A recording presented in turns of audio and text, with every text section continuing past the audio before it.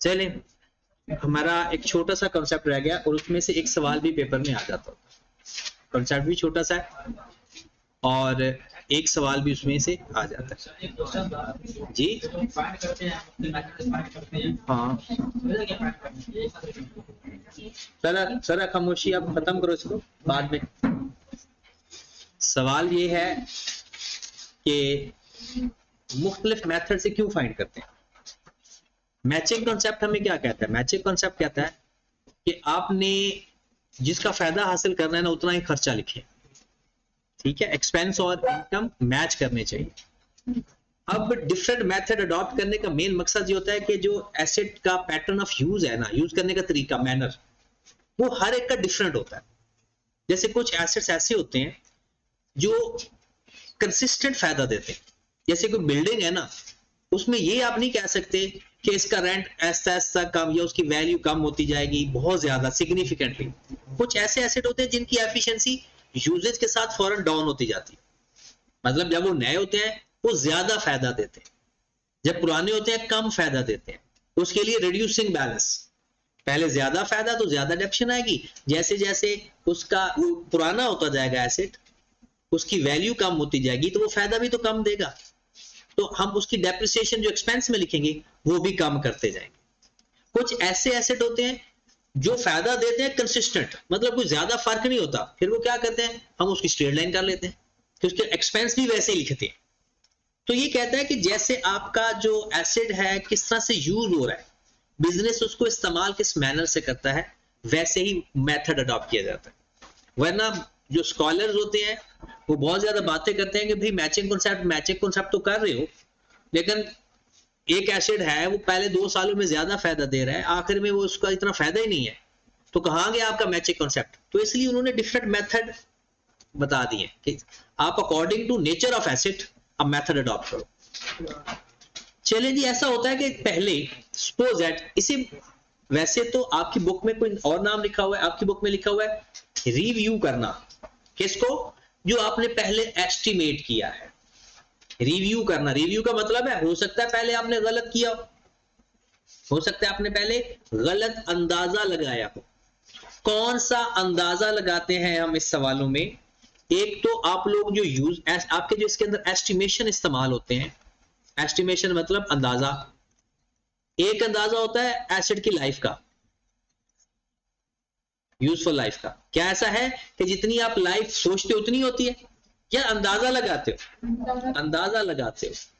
उसकी residual value का भी अंदाजा लगाते हो।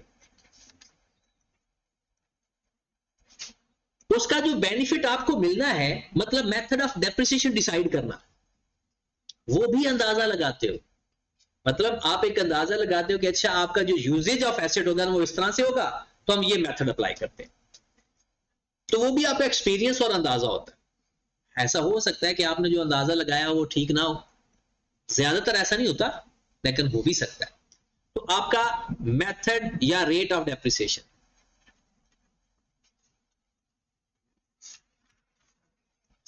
आपको पता है मेथड ऑफ या रेट ऑफ डेप्रिसिएशन आपकी ना बुक में लिखा होगा, ना ये वर्ड किसी स्टैंडर्ड में नजर आएगा।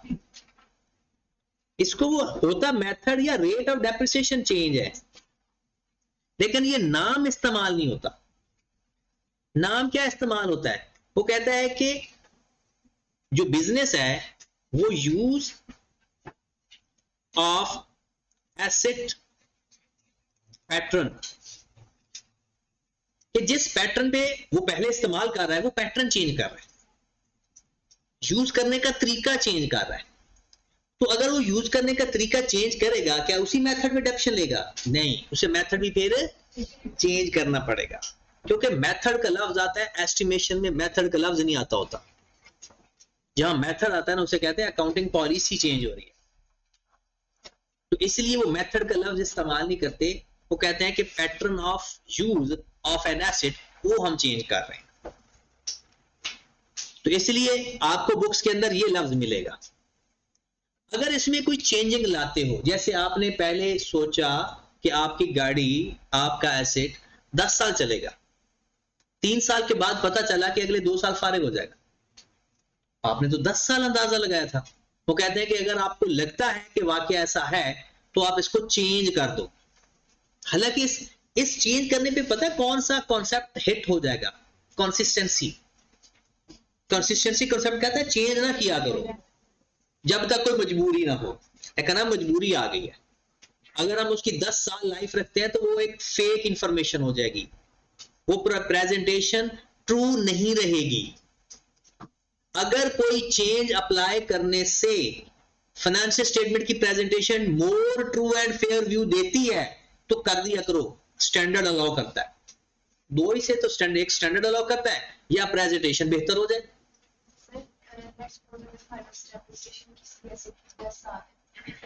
लेकिन 3 साल की विजिट के बाद पता चला कि वो मैक्सिमम विजिट 2 साल चलेगा। हाँ, हम लाइफ चेंज कर देंगे। 10 साल में डेप्रिसिएशन का रेट डिफरेंट होगा, रेट चेंज हो जाएगा। फिर वो डेप्रिसिएशन बाकी रहती होगी 2 साल में कैसे?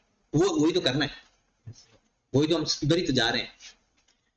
हाँ जी मेरे भाई, तो एस्टिमेशन, अगर ये है एस्टिमेशन, अगर ड्यूरिंग द ईयर किसी साल आपको ये लगे कि इन अंदाजों में कोई गड़बड़ हो गई है, अंदाजा एक्सपर्ट ने नहीं सही लगाया या आपने यूज सही नहीं किया, आपको जरूरत पड़ गई कि इसको चेंज करें, तो चेंज करना अलाउ है दो सूरतों में। स्टैंडर्ड कह दे, या आपको लगता है कि प्रेजेंटेशन खराब हो रही है। प्रेजेंटेशन कैसे खराब होती है? एक 5 साल वाले एसेट की लाइफ 10 साल लिख के बैठे हो, ये 10 साल वाले एसेट की लाइफ 3 साल लिख के बैठे हो। कहते हैं अगर ऐसा कोई मसला हो चुका है तो चेंज कर दो ताकि प्रेजेंटेशन ठीक हो जाए, वो true and fair view presentation दे कि वो प्रेजेंट कैसे हो, सही ओरिजिनल अमाउंट से, सही अमाउंट से। तो कहते हैं कि चेंज जब करेंगे तो चेंज कैसे अप्लाई करेंगे? पहली बात, लाइफ चेंज हो जाए, रेजिडुअल वैल्यू चेंज हो जाए, या रेट या मेथड चेंज हो जाए, सबका तरीकाकार सेम। लाइफ, रेजिडुअल वैल्यू या मेथड अगर चेंज हो जाए तो सबका तरीका सेम है। कहते हैं कि जिस साल चेंज आए, जिस साल चेंज आए, कहता है ईयर ऑफ चेंज, जिस साल चेंज आए, पहला स्टेप फाइंड बुक वैल्यू।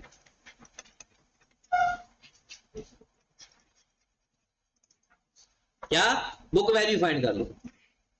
जिस साल चेंज आए बुक वैल्यू फाइंड कर लो। कैसे फाइंड करेंगे book value? Cost minus accumulated depreciation. कौन से वाली? जो पहले अक्यूमुलेटेड डेप्रिसिएशन हो चुकी है। जिस साल आपने चेंज किया है, मैं सबसे पहला स्टेप डेप्रिसिएशन नहीं लेनी उस साल, पहला स्टेप बुक वैल्यू फाइंड करनी है। अब उस बुक वैल्यू को समझो ऐसे, ट्रीटेड एज कॉस्ट। समझो कि अब नया एसेट है, यही उसकी कॉस्ट है। क्या करना है? बुक वैल्यू फाइंड करना है और उसको क्या समझ लेना है, अब ये कॉस्ट है। ओके होगी बात? और फिर इसको डेप्रिसिएट करना है। बुक वैल्यू को कॉस्ट समझ के नए तरीके से डेप्रिसिएट करना है। जो लाइफ चेंज कर दी तो नई लाइफ के हिसाब से, मेथड चेंज कर दिया तो नया मेथड, रेजिडुअल वैल्यू चेंज कर दी तो नई रेजिडुअल वैल्यू। आगे फर्दर मेन दो मेथड होते हैं। मेन एक स्ट्रेट लाइन मेथड होता है और एक रिड्यूसिंग बैलेंस मेथड होता है। एक स्ट्रेट लाइन मेथड होता है, एक रिड्यूसिंग बैलेंस मेथड होता है। फर्दर यहां दो कहानियां हैं। कहता है सर ये देखो कि क्या आपने डेप्रिसिएशन फाइंड करनी है, चेंज के बाद जो आपने बुक वैल्यू फाइंड की वो लेनी है। समझो कि ये कॉस्ट है minus residual value divided bye remaining useful life.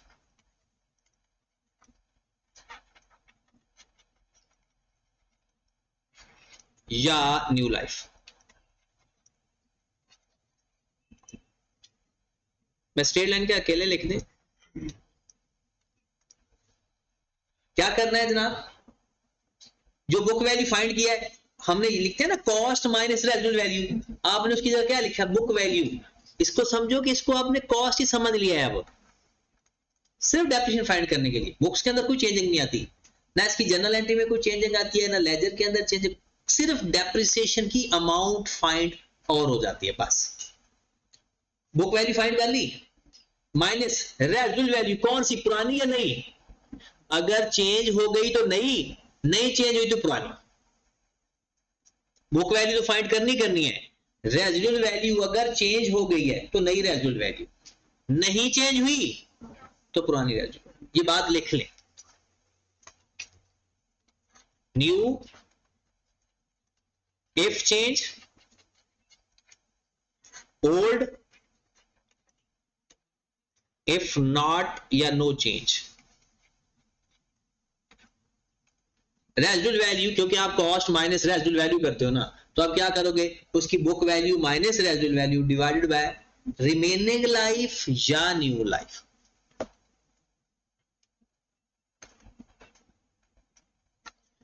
Remaining life कब लेनी है? रिमेनिंग लाइफ लेनी है इफ लाइफ नॉट चेंज, और न्यू लाइफ कब लेनी है? If life will be changed. बात समझ लगी? डेप्रिसिएशन सिंपल, जब भी कोई चेंज अप्लाई होता है ना, सबसे पहले बुक वैल्यू फाइंड करें। अब स्ट्रेट लाइन का फार्मूला लगा दें, क्या होता है, कॉस्ट माइनस रेजिडुअल वैल्यू। अब रेजिडुअल वैल्यू कौन सी, अगर नई है तो नई, पुरानी है तो पुरानी, डिवाइडेड बाय, ये ट्रिकी काम है। लाइफ चेंज होगी तो कौन सी लाइफ लेंगे, नई लाइफ, और लाइफ ना चेंज हुई तो पुरानी लाइफ फिर भी नहीं लेते, रिमेनिंग लाइफ। और रिमेनिंग लाइफ कैसे फाइंड करते हैं, टोटल लाइफ माइनस जितने साल गुजर चुके हैं, जैसे सम ऑफ डिजिट्स में करते थे, टोटल लाइफ माइनस जितने साल गुजर चुके हैं।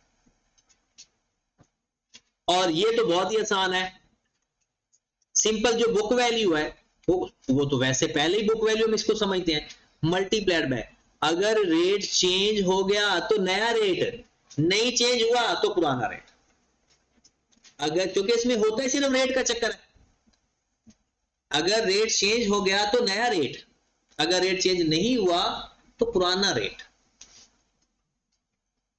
बात समझ लगी? ये बुक वैल्यू वही वाली बुक वैल्यू, ये साल में 3 चेंजेस में से कोई चेंज आ जाए, 4 बल्कि, मेथड चेंज हो जाए, रेट चेंज हो जाए, लाइफ चेंज हो जाए, रेजिडुअल वैल्यू चेंज हो जाए, जिस साल चेंज आया डेप्रिसिएशन उस साल नहीं लेनी, बल्कि पहला काम बुक वैल्यू फाइंड करो, बुक वैल्यू फाइंड करके चेंज अप्लाई कर दो। डेप्रिसिएशन आफ्टर चेंज, जिस साल चेंज आया तो डेप्रिसिएशन आफ्टर चेंज, और चेंज क्या, बुक वैल्यू फाइंड करो। और बुक वैल्यू में अगर रेजिडुअल वैल्यू चेंज हो गई तो नई रेजिडुअल वैल्यू, लाइफ चेंज हो गई तो नई लाइफ, नहीं चेंज हुई तो रिमेनिंग। चलिए सवाल कर लेते हैं 2-3, इसके छोटे छोटे 2-3 सवाल कहते खत्म हो गए ये टॉपिक, आपका सिर्फ बस सवाल रह गए।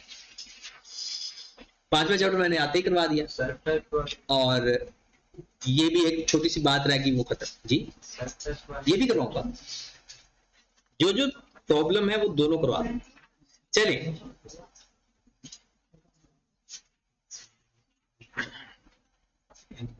क्वेश्चन लिखें, अ machine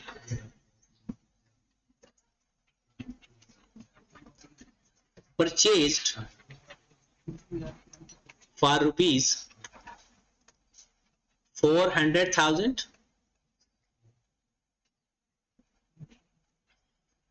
residual value, with residual value rupees 50,000, useful life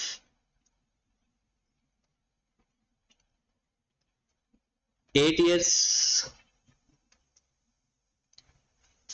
method of depreciation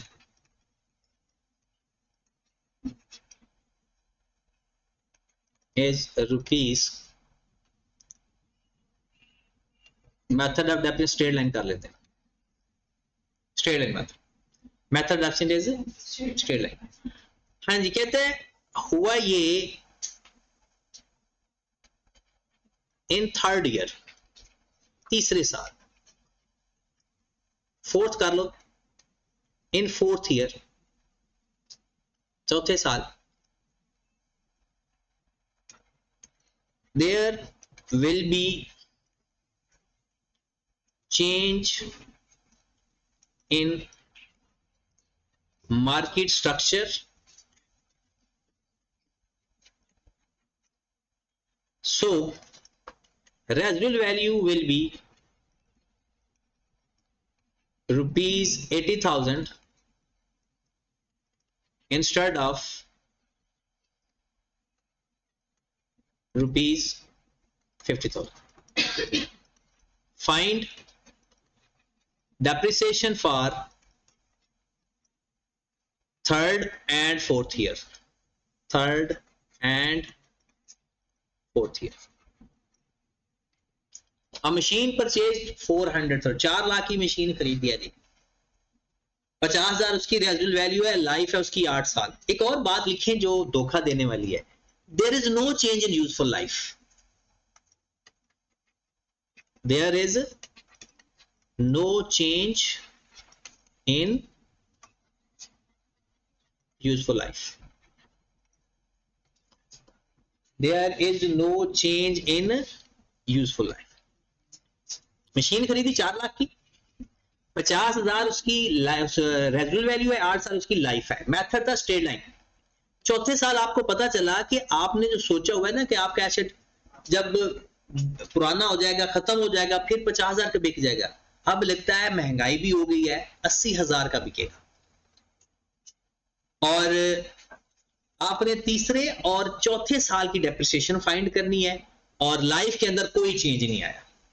okay होगी बात. तीसरे साल को छोड़ो, सिर्फ चौथे साल पे चलते हैं, क्योंकि तीसरे साल की तो डिडक्शन फाइंड करनी ही पड़ेगी. सबसे पहला काम हमारा है बुक वैल्यू फाइंड करना. वो कैसे फाइंड होगी? पहला, दूसरा और तीसरा साल, जिस साल हम खड़े हैं ना, जिस साल चेंज आया है, उससे पहले पहले बुक वैल्यू फाइंड करेंगे. तो फिर चौथे साल की डिडक्शन फाइंड नहीं करेंगे ना अभी, तो क्या करेंगे? पहले, दूसरे और तीसरे साल की डिडक्शन फाइंड करेंगे स्ट्रेट लाइन मेथड के जरिए. और जब 3 सालों की डिडक्शन आ जाएगी, फिर बुक वैल्यू भी फाइंड हो जाएगी और बुक वैल्यू के ऊपर चेंज अप्लाई कर देंगे. चलो जी, सबसे पहले तो बुक वैल्यू फाइंड करने के लिए डेप्रिसिएशन का फार्मूला क्या होता है? Cost minus residual value divided bye life. यही स्ट्रेट लाइन का है, या मल्टीप्लाइड बाय रेट. कितनी है cost? 4 lakh minus 50,000 divided by 8. कितनी डिडक्शन आ गई पहले साल की? 43,750.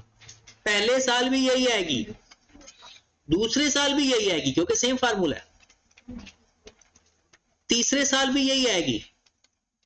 वो ये तो पता है ना, स्ट्रेट लाइन में डेप्रिसिएशन हर साल की बराबर आती है. Got it? चौथे साल में तब्दीली आई. चौथे साल तब्दीली आई तो क्या हुआ? हमने चौथे साल में जब पहुंचे तो सबसे पहले बुक वैल्यू फाइंड करनी. क्या फार्मूला बुक वैल्यू फाइंड करने का? Cost minus accumulated depreciation. कितनी कॉस्ट? 4 लाख. अक्यूमुलेटेड डिडक्शन कितनी है? इन सब को प्लस करके बताओ. 13125 263,8 है 268,750. अब आप चौथे साल डेप्रिसिएशन फाइंड करने जा रहे हो तो उसका चेंज वाले साल में पहला स्टेप बुक वैल्यू होगी. बुक वैल्यू फाइंड समझो अब यही कॉस्ट है आपकी, और डेप्रिसिएशन फाइंड कर लो विद चेंजेस. क्या फार्मूला बनेगा डेप्रिसिएशन का? डेप्रिसिएशन इज इक्वल टू अब 268,750 कॉस्ट माइनस, मतलब अब यही कॉस्ट है आपकी. नई रेजिडुअल वैल्यू है पुरानी, चेंज हो जाए तो नई, ना चेंज हो तो पुरानी, तो माइनस करेंगे 80,000 डिवाइडेड बाय, कहता है there is no change in life. तो किस पे डिवाइड करूं? 8 पे. जब लाइफ में चेंज ना आए तो रिमेनिंग लाइफ, चेंज आ जाए तो न्यू लाइफ. तो 5 साल पे 8 साल टोटल है, 3 सालों की डेप्रिसिएशन ले चुके हो, बाकी बच गए 5। तो ये आपकी चौथे साल की डेप्रिसिएशन आ जाएगी 37750। ये बात समझ लगी है?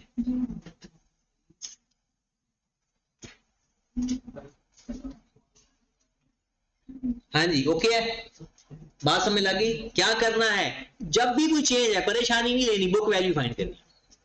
बुक वैल्यू के ऊपर लाइफ चेंज हो जाती ना, वो कहता जी नई लाइफ 6 साल है, 6 पे डिवाइड करते, 8 10 कह देते 10 पे डिवाइड कर देते, जो लाइफ कहेगा उसी लाइफ पे डिवाइड कर।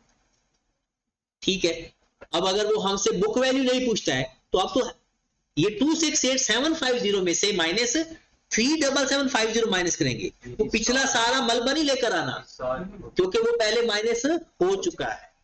अब तो आपने फर्दर बुक वैल्यू देखनी, तो फिर वही तरीका, क्योंकि अब आपकी ये कॉस्ट है, इसको ही आगे लेकर चलो। एक और छोटा सा सवाल देख लेते हैं, जो आपकी किताब का सवाल है, वैल्यू चेंज करके वही सवाल में लेने लगा। अच्छा, एक लफ्ज आपको ना इसमें मिलेगा प्रोस्पेक्टिवली, शायद आपको ये मिल गया हो लफ्ज पढ़ते हुए या ना मिला हो। 2 लफ्ज होते हैं, एक होता है रेट्रोस्पेक्टिवली, एक होता है प्रोस्पेक्टिवली। जो एस्टिमेशन जो हमने पढ़ा है ना, ये जब हमने अभी चेंज किया, कहता है करंट ईयर में चेंज आएगा जिस साल चेंज किया, और इसका इफेक्ट आने वाले सालों में आएगा। तो जो गुजर गए हैं ना साल, उनको नहीं छेड़ना, वो जिस मेथड से गुजर गए वैसे ही रहने दो। इसे कहते हैं प्रोस्पेक्टिवली इफेक्ट लेना, करंट ईयर और coming years, future years, following years. और एक होता है रेट्रोस्पेक्टिवली, उसका मतलब होता है अगर कोई चेंज लाए हो ना, उस साल भी करो, उसका इफेक्ट अगर पिछले सालों में पड़ रहा है तो पिछले साल को भी ठीक करो, लेकिन वो हमारे सिलेबस में नहीं। आगे पढ़ोगे सिलेबस छोड़ना तो कुछ है नहीं, लेकिन अभी नहीं। रेट्रोस्पेक्टिवली इफेक्ट का मतलब क्या होता है, करंट ईयर का इफेक्ट भी काउंट करना है, प्रीवियस ईयर का भी ऐसे समझना जैसे शुरू से यही था। रेट्रोस्पेक्टिव की एग्जांपल कौन सा देते हैं, ऐसे समझो जैसे शुरू से ही 80,000 रेजिडुअल वैल्यू थी, 50 कभी थी ही नहीं, ऐसे समझो। लेकिन ये हमारा ना सिलेबस में है और ना इसके अंदर ऐसा होता है। चेंज इन एस्टिमेशन जब भी आए, इफेक्ट्स क्या आते हैं प्रोस्पेक्टिवली। करंट ईयर में चेंज लाओ आने वाले सालों में, क्योंकि करंट ईयर में डेप्रिसिएशन कुछ और आ रही है, पिछले की कुछ और है। चलें जी, ये 2 टर्म्स बस लफ्ज हैं और इसका ज्यादा कोई यूज नहीं है। एक सवाल लिखें, लिखा हुआ है cost of an asset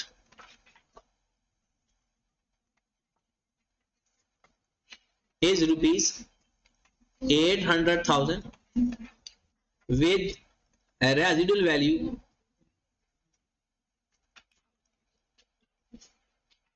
rupees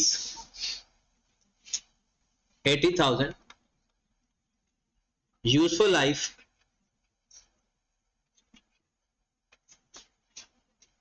10 years,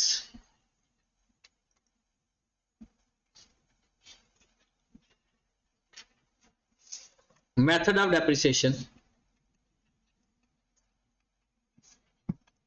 is WDV, written down value. In third year,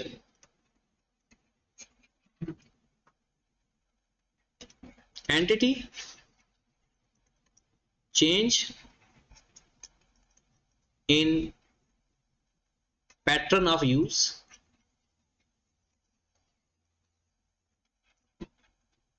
and applied straight line method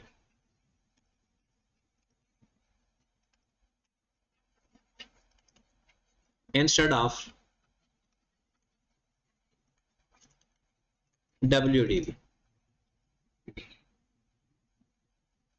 Find depreciation of third year. जी, इन चारों में कोई भी चेंज आए, कौन सा इफेक्ट लेना, प्रोस्पेक्टिवली, मतलब उस करंट ईयर में जाकर और अगले सालों में जो भी उसी तरीके से चलेगा। 8 लाख एसेट की कॉस्ट है, रेजिडुअल वैल्यू 80,000 है और लाइफ है 10 साल। और पहले मेथड क्या था, WDV। कहते तीसरे साल अंदाजा हुआ कि WDV तो सही प्रेजेंटेशन ही नहीं दे रहा, तो हमें क्या करना चाहिए, इसको चेंज कर देना चाहिए। किस मेथड पे आ जाना चाहिए, स्ट्रेट लाइन पे। किस मेथड पे आ जाना चाहिए, स्ट्रेट लाइन में। तो पहले तो हमने बुक वैल्यू फाइंड करनी है। उसकी बुक वैल्यू फाइंड करने का तरीका क्या होता है, पहले उसकी 2 सालों की, तीसरे साल पर चेंज अप्लाई करना है ना, तो पहले 2 सालों की डेप्रिसिएशन ले। WDV मेथड के लिए रेट चाहिए और रेट नहीं है। WDV मेथड के लिए रेट चाहिए और रेट कहां से आता है, शायद रेट कैसे, 1 minus R/C whole power 1 over life. तो कर लो find, rate is equal to 1 minus R कितना है, 80,000 over 800,000 whole power 1 over n। जो भी आंसर आएगा उसको 100 से मल्टीप्लाई कर दे, जो भी आंसर आएगा उसको 100 से मल्टीप्लाई कर।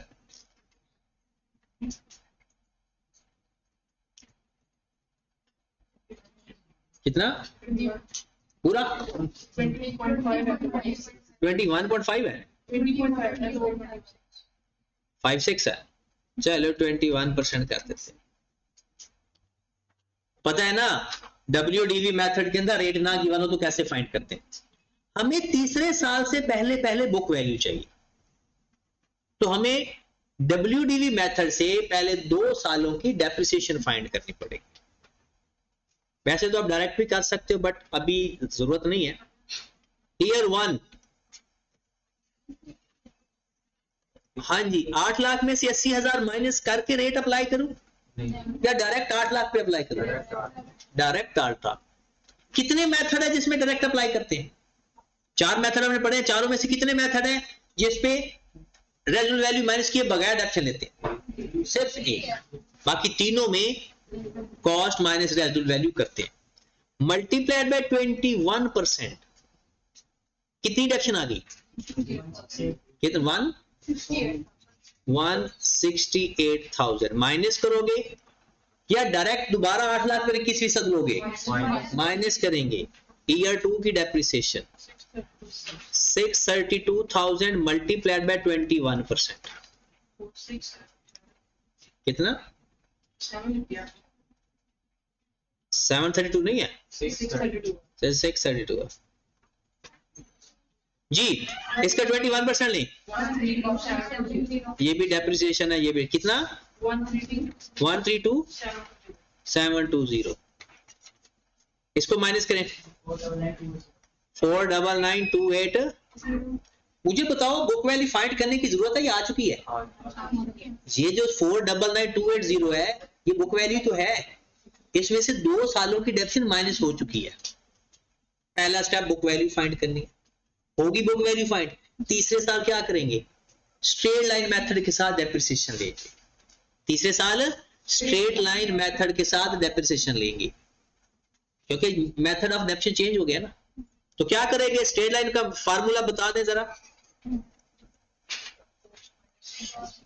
Depreciation is equal to cost minus residual value divided by useful life. बताओ कॉस्ट की जगह क्या लूं, 8 लाख या 499,280। पहला स्टेप कॉस्ट फाइंड कर लो, वही कॉस्ट है। बुक वैल्यू फाइंड करो, वही कॉस्ट है। माइनस रेजिडुअल वैल्यू चेंज हुई है, इस सवाल के अंदर रेजिडुअल वैल्यू चेंज हुई है नहीं, तो फिर पुरानी लो। कितनी 80,000 डिवाइडेड बाय लाइफ कितनी आएगी, 10 साल या 8 साल, क्योंकि यहां पर लाइफ नहीं हो तो नहीं, वरना रिमेनिंग। तो 2 साल तो गुजर चुके हैं, कितना 5241 लॉज। अगर आप स्ट्रेट लाइन मेथड में जाते हो तो आपकी तीसरे साल की डेप्रिसिएशन 5241, वो ये भी कह सकता है कितनी कम या ज्यादा आई। हम वो नॉर्मल तरीके से भी तीसरे साल डेप्रिसिएशन फाइंड कर लेते जैसे कर रहे थे, और ये भी चेंज करके उसका डिफरेंस बता दे, ठीक होगी बात। ये हमारा चेंज इन एस्टिमेशन का यही है। कोई भी चेंज है चारों में से, क्या करना है, सबसे पहले बुक वैल्यू फाइंड कर लो। बुक वैल्यू फाइंड करने के बाद चेंज अप्लाई कर, बस। पहले थोड़ा सा ये रीड आउट कर लें ताकि ना दिल की तसल्ली हो जाए मुझे कि हाँ जी मैंने कोई लफ्ज नहीं छुड़वाया, और फिर उसके बाद हम इसके सेल्फ टेस्ट के सवाल देखते हैं जो आपके नहीं हुए। In the method annual depreciation charge, ये देखें ये धोखा देने वाली चीजें। Annual depreciation charge fixed percentage, तो जब ये फिक्स्ड परसेंटेज आता है ना लोग स्ट्रेट लाइन लिख देते हैं, ये पूरा पढ़े। Fixed percentage on the carrying amount, मतलब बुक वैल्यू के ऊपर एक परसेंटेज अप्लाई होती रहती है। रेट का बात क्या रहा है, रेट तो फिक्स होता है ना, रेट फिक्स होता है, लेकिन 90% लोग इसको लिख देते हैं स्ट्रेट लाइन मेथड। वो लिखते हैं which statement is true about method of, वो कहता है as annual depreciation charge fix percentage method of carrying amount. अगर लिखते हैं fix percentage of carrying amount तो रिड्यूसिंग बैलेंस मेथड, और फिक्स परसेंटेज ऑफ कॉस्ट वो स्ट्रेट लाइन मेथड। ये बात समझ लगी? तो ये बहुत ही एक बारीक सा फर्क है, और यहां पर उसके पास टेस्ट क्वेश्चन बनाने का एक पॉइंट है। तो रिड्यूसिंग बैलेंस मेथड क्या है, fix percentage on carrying amount at the start of the period which result gradually lower depreciation। आगे as assets efficiency is reduced, कहता है जैसे जैसे एसेट की एफिशिएंसी कम होती जाती है हमारी डेप्रिसिएशन भी कम होती जाती है। आगे सारे क्वेश्चन है ये आपने खुद करने हैं, नंबर ऑफ यूनिट्स पे आ रहे हैं। In this method depreciation is calculated expressing useful life of an asset in terms of expected total output। कहते हैं इसमें उसकी टोटल लाइफ क्या होगी, टोटल आउटपुट। मैंने बताया था ना, एक तो साल होते हैं ना लाइफ, एक यूनिट्स भी होते हैं, तो क्या कहते हैं इसकी लाइफ क्या, in terms of expected total output and allocating annual charge to depreciation on the basis of actual output. मतलब हर साल जितने यूनिट प्रोड्यूस करोगे मल्टीप्लाई करते हो। The higher the usage the higher the depreciation and vice versa. Higher usage जितना ज्यादा use उतनी ज्यादा डेप्रिसिएशन, जितना कम यूज ये सिर्फ प्रोडक्शन मेथड में होता है। स्ट्रेट लाइन में ज्यादा इस्तेमाल करो कम इस्तेमाल करो, सेम। रिड्यूसिंग बैलेंस मेथड में भी एक सिस्टम के तहत है, ये नहीं कि ज्यादा इस्तेमाल किया तो ज्यादा, नहीं उसमें भी नहीं है। यहां ज्यादा यूनिट बनाओगे ज्यादा डेप्रिसिएशन आएगी, ज्यादा बारिश आता है ज्यादा पानी आता है। इसका फार्मूला क्या, cost minus residual value divide by useful life in units, और फिर इसको मल्टीप्लाई कर दो। ये इसको ना इस टर्म को उसने रेट समझ लिया है,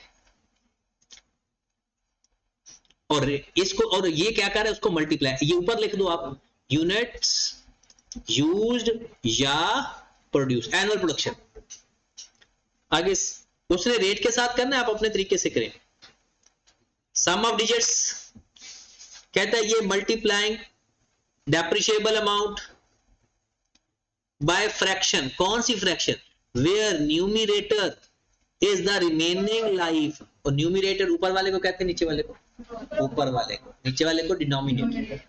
of this at the start of the period denominator is the sum of all years, वो जिसे हम सम ऑफ डिजिट्स ही कहते हैं, सम ऑफ ऑल ईयर। जैसे मैंने कहा था ना, आप ऐसा लिखना, 5 साल है ना, 1 2 3 4 5 सबको प्लस कर दो।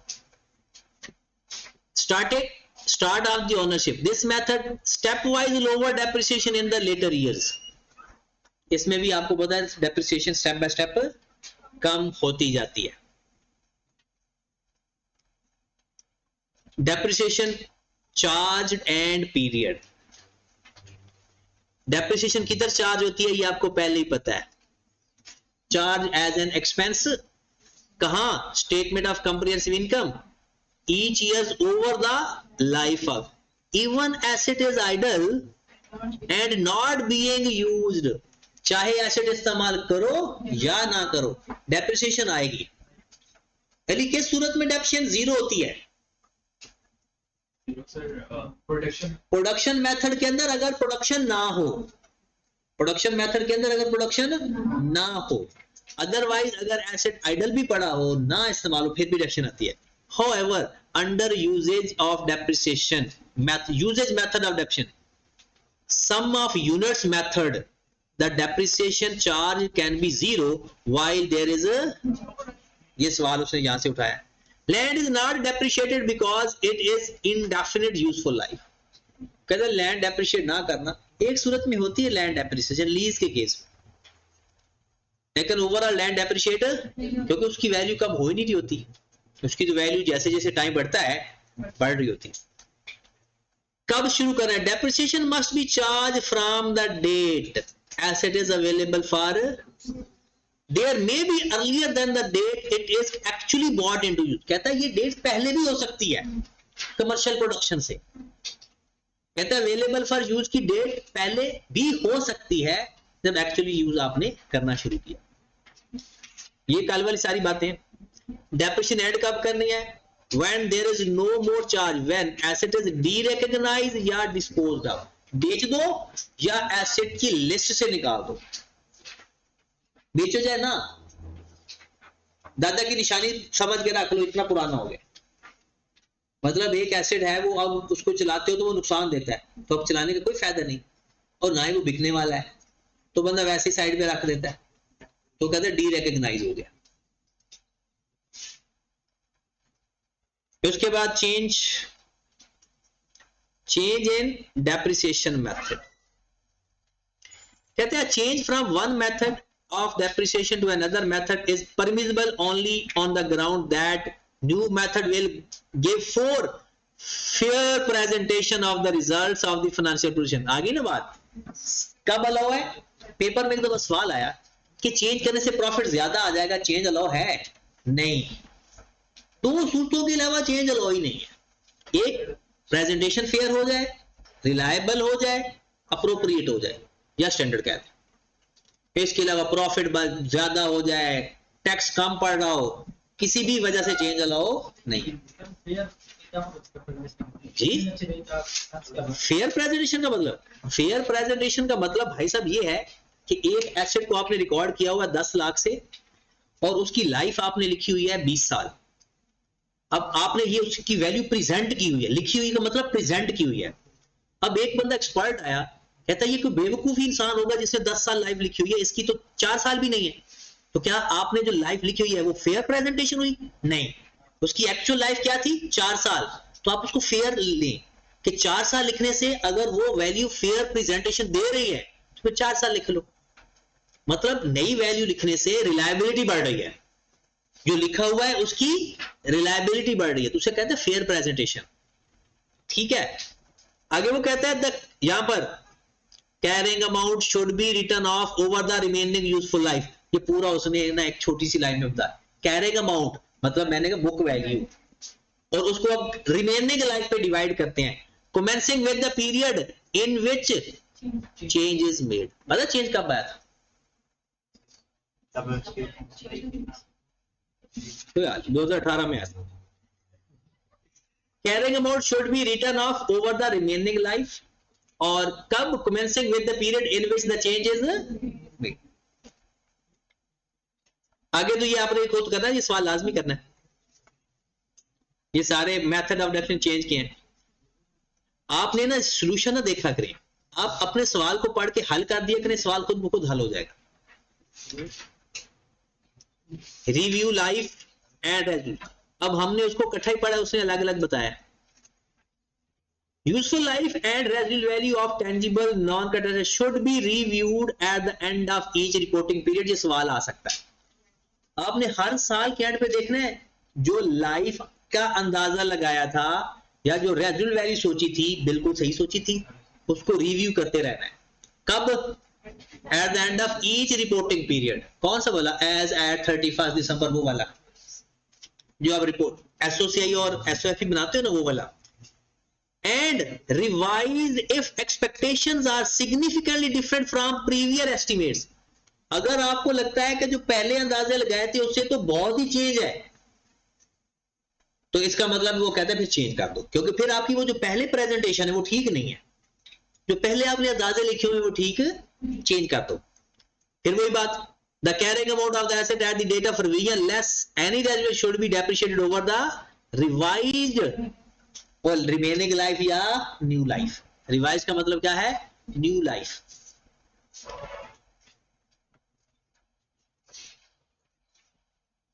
चले जी, डेप्रिसिएशन की journal entry, depreciation to accumulated depreciation. ये मैंने आपको लेजर बनाकर दिखाया था कि जी ब्रॉड ऑन होता है, फिर ये क्या है, बैंक का मतलब क्या है, नया एसेट खरीदा है, asset debit bank carried on आ जाएगा। अक्यूमुलेटेड एक्शन का ये लेजर बता दिया। ये मतलब पता है किसी को, ये क्या, ये कौन सी एंट्री है, कोई बता सकता है?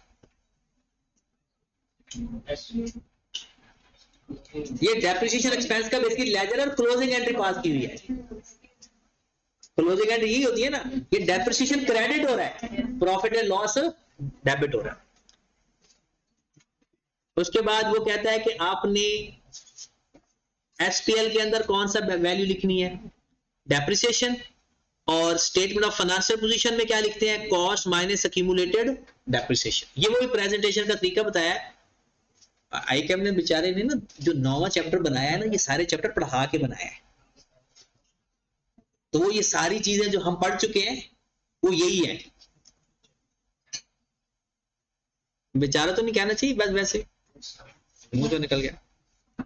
चलिए खत्म हो गया ये। अब मुझे बताएं अपने सेल्फ टेस्ट के सवाल।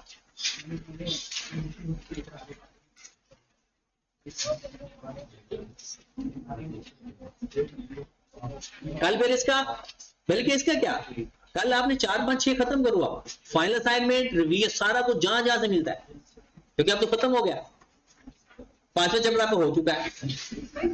वो आपने ना लिखना है, मैं भेज दूंगा।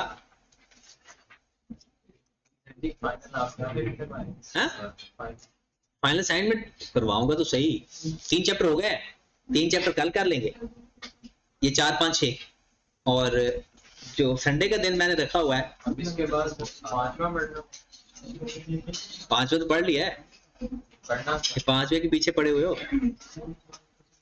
वैसे आज मैं ना, वो ए लेवल्स के कुछ स्टूडेंट्स आते हैं, वो मेरे टीचर के बच्चे हैं, तो इस वजह से वो ना आजकल आ रहे हैं, तो आज मैंने उनको यही करवाया, बैड डेट्स वाला चैप्टर ही।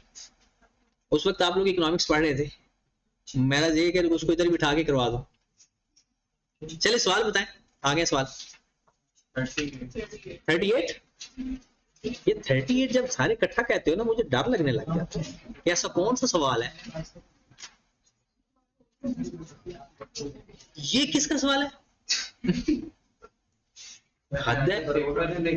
कहता है कि आपकी 2016 की डेप्रिसिएशन बताएं।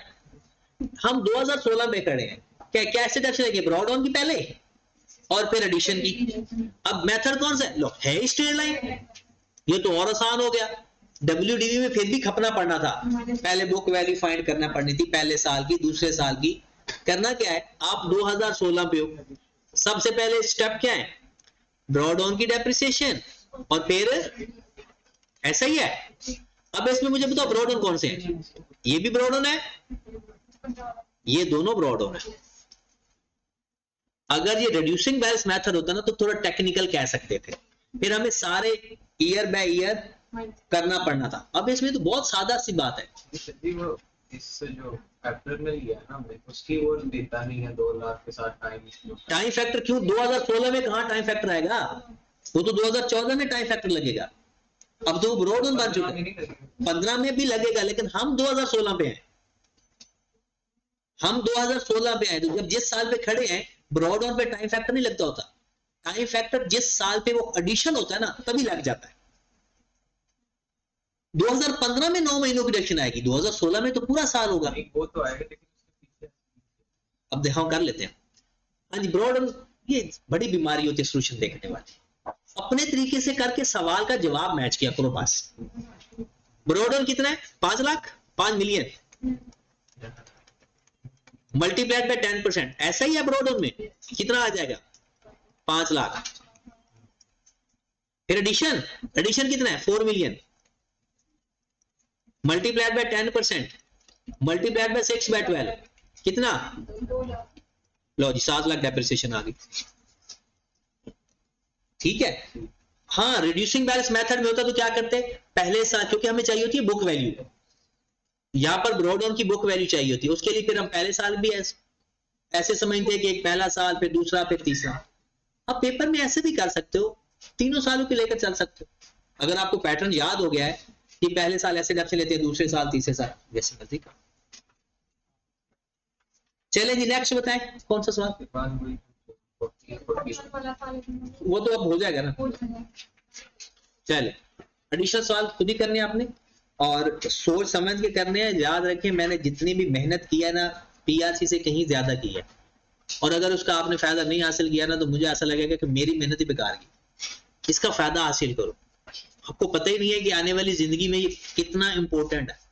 जब मैं यहाँ पर आपको यानी पढ़ाता तो मैं यहाँ पर जब FR1 में बता रहा होता हूँ ना बच्चों को, तो फिर मुझे दोबारा आप पे गुस्सा आता है कि वहां पर ये क्यों नहीं गौर से पढ़ते, आगे आकर क्यों इतने परेशान हो जाते, क्योंकि वो भी तो आपके बावजूद बैठे आगे, वही उधर जा, उन्होंने भी यहाँ से आगे पहुंचे हैं, तब भी मैं चीखता चिल्लाता रहा कि इसको सीख लो सीख लो सीख लो।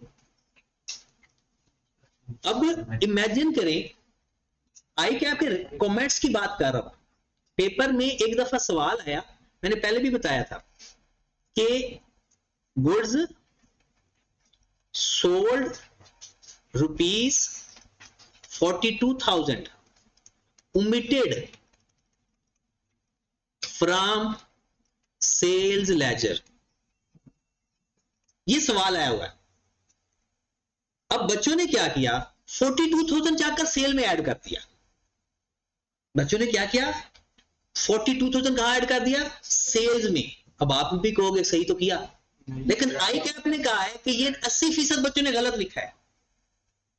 वो कहता है लिखना भूल गया है, गुड्स सोल्ड 42,000 सेल्स लेजर में लिखना भूल गया है। लोगों ने सेल में लिख दिया तो क्या ठीक है, सेल्स लेजर डेटर अकाउंट को कहते हैं, तो इसको लिखना था डेटर अकाउंट में लिखना भूला है, सेल्स अकाउंट में नहीं, सेल्स में नहीं लिखना, डेटर अकाउंट में लिखना है, क्योंकि sales ledger is the name of debtor account. अब यहां पर मैं पिटता रहता हूं तो ये सेल्स लेजर डेटर अकाउंट है, डेटर अकाउंट है, वहां फिर लोग सेल्स में लिख कर है। और आई कैप ने अपने रिमार्क्स में लिखा, जब वो सॉल्यूशन देता है ना 7 कमेंट्स देता है कि गलतियां बच्चों ने क्या की, कहते हैं 80% बच्चों ने ये गलती की है, 80% बच्चों ने, और सारे माशाल्लाह पीआरसी क्वालिफाइड थे, तो बाकी सिर्फ 20% लोगों ने ये ठीक लिखा। और सिर्फ यही नहीं, एक सवाल और आया कि जनाब सेल्स की 1500 से, कहता है उन्होंने टोटल अमाउंट लिख दी, एंट्री पास कर दी, हालांकि कहते हैं इसके ऊपर ना 4% डिस्काउंट था और एक्सपेक्टेड था कि वो डिस्काउंट रिसीव कर देगा, और अकाउंटेंट ने 1500 से एंट्री पास कर दी। कैसे करनी थी, रिड्यूस अमाउंट से। अब सिंपल करना क्या था, 4% का जो डिफरेंस उसने ज्यादा रिकॉर्ड किया है, सेल रिवर्स कर देनी थी। ये नहीं कोई आज से कोई 15 साल पहले ये सवाल है, रिसेंट पिछले या उससे पिछले साल के सवाल है ये, जो FR1 के पेपर के। और रिजल्ट कितना है, लास्ट टाइम का रिजल्ट बता रहा हूं 27%, उससे पहले 23% FR1 का। सिर्फ यही वजह है, पीआरसी के अलावा कोई वजह ही नहीं हो सकती कि आपका FR1 का पेपर फेल। ये आई कैप का रिजल्ट है, पूरे पाकिस्तान की बात कर।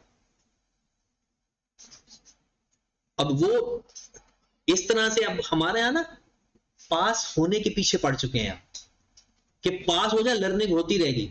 वो भाई किधर जाना है, मरना ही है ना एट द एंड, तो मजे लेकर मरो, ऐਵੇਂ अजाब से गुजरते जा रहे हो, थोड़ा बहुत हर काम कच्चा कुरवा करी जा रहे हो।